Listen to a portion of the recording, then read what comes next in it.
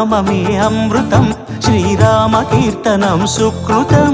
ఈ రామచంద్రుడే లోక రక్షయని అంతరాత్మ పలికే. జగదానందకారక జయ జానకి ప్రాణనాయక, శుభ స్వాగతం ప్రియ పరిపాలక. జగదానందకారక జయ జానకి ప్రాణనాయక, శుభ స్వాగతం ప్రియ పరిపాలక. మంగళకరమౌ నీరాక, ధర్మానికి వేదిక అవుగాక, మా జీవనమేక పావనమౌగాక.